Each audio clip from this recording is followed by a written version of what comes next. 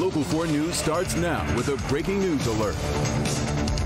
That breaking news is happening right now in Shelby Township. That's what crews are on the scene of a large fire at a business. Mara McDonald is there live tonight. Mara, exactly what's burning there? Kimberly, let me show you. First of all, take a look. You can see that firefighters have got 2 ladder trucks extended and they're dumping water on what is the rear of the Lutz Roofing Company up here in Shelby Township.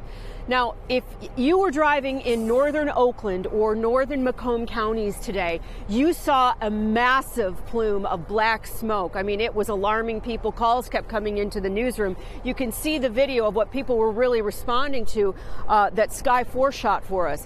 What police are telling us at this point is that these were construction roofing materials that were not inside this roofing business, but in the rear of the parking lot of this roofing business.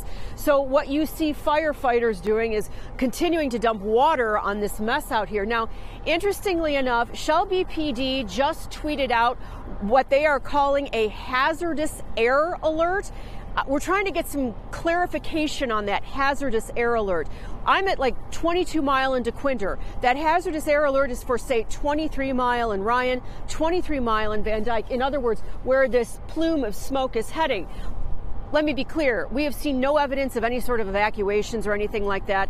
We're calling Shelby PD for a clarification. My guess is that they want people to stay inside, keep their windows shut, and if you're somebody who is, say, asthmatic, you sure don't need to be out there smelling this. So we're live in Shelby Township tonight. As we get more info, of course, we'll come back to you live.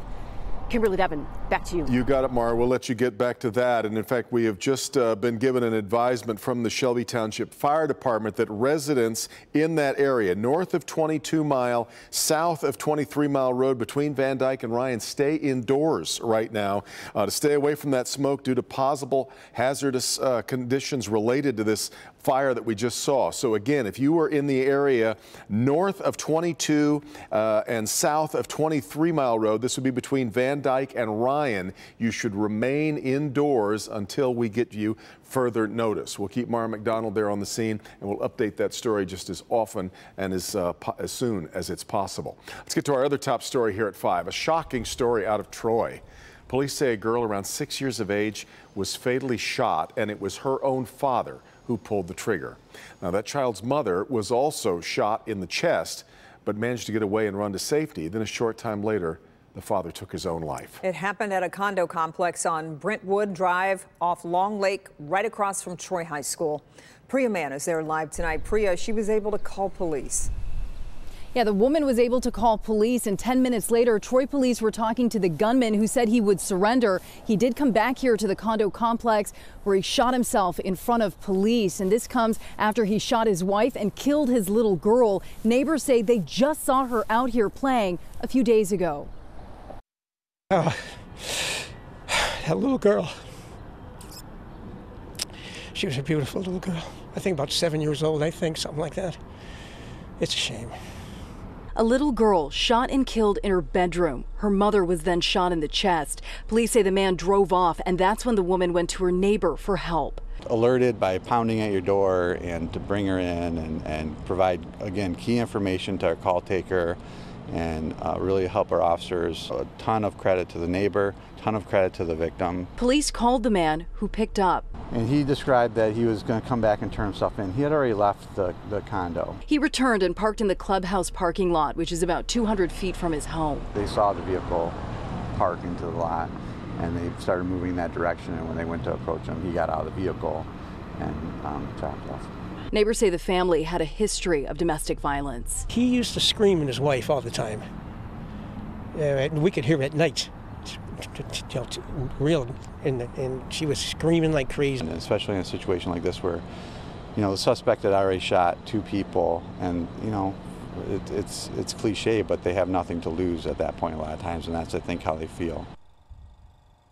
Yeah, it was a very chaotic scene here throughout much of the day on Tuesday. That 39-year-old woman was rushed to the hospital. She will survive. There's 2 schools in this area, Troy High School and Hamilton Elementary. Both were placed on brief lockdowns today. In fact, we saw students walking home while there was still a heavy police presence here. It's not clear if police had been called to this home before for domestic violence issues.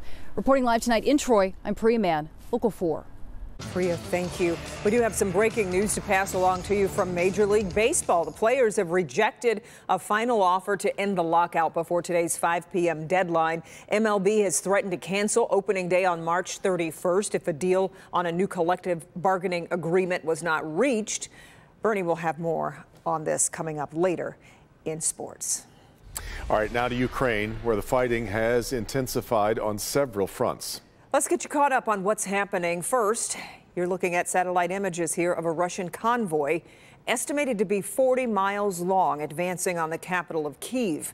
But it's not just ground forces that are being stepped up. This is video from just outside of Kyiv showing an air attack on a huge Ukrainian TV tower. People on the ground report some channels have been cut off. Let's get to Jay Gray kicking off our coverage tonight along the Ukrainian border. Good evening, Jay. Good evening. Look, there has been a constant flow of refugees pouring into Poland across the border throughout the day, and it continues into the evening. Take a look. We're about a mile or so from the actual border gates here at an entry point. So many of these families rushing out of Ukraine as violence tears apart their homeland.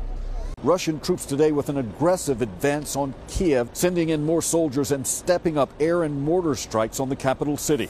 And this is a big tragedy for me to leave my city, and actually I don't know am I going to come back or not, and I don't want to leave, but it's completely dangerous to stay here.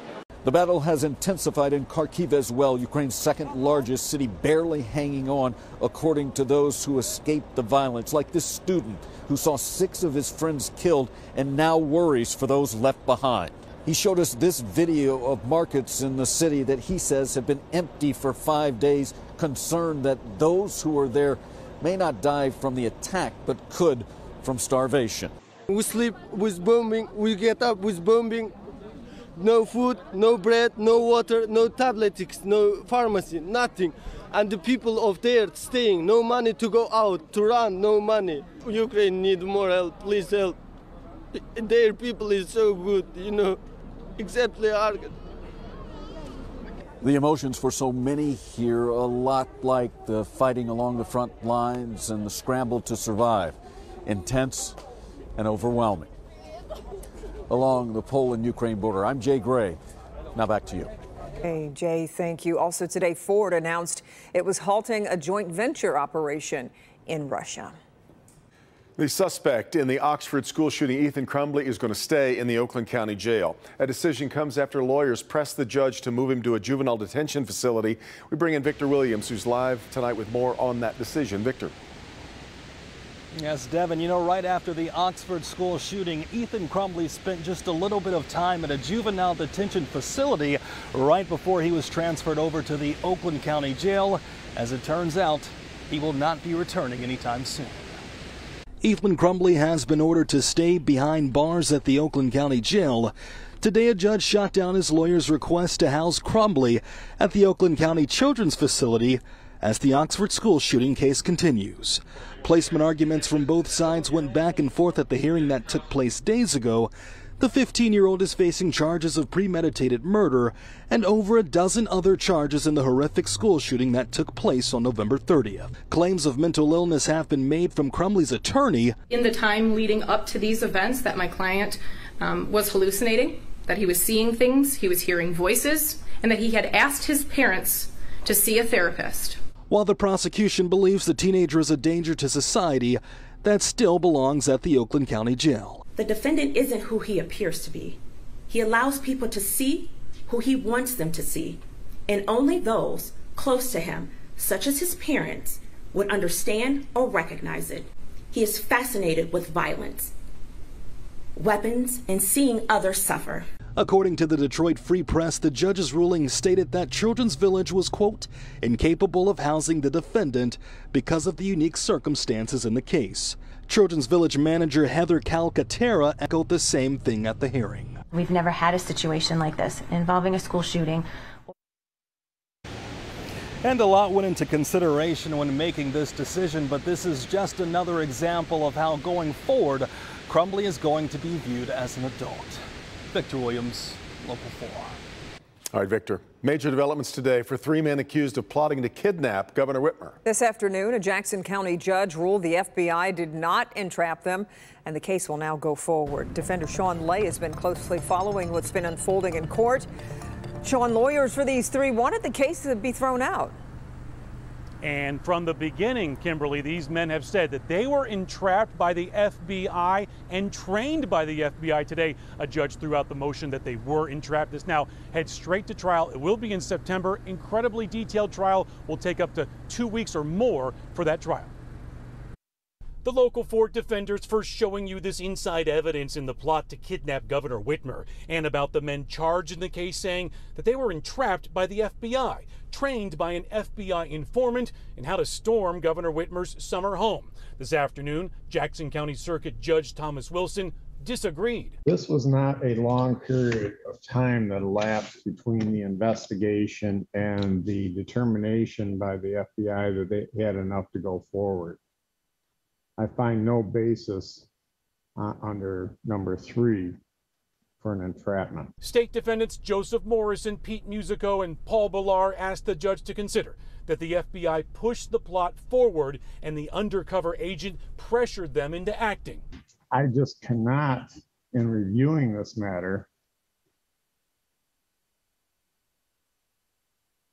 that the government and somehow pressured any one of these individuals to participate in anything.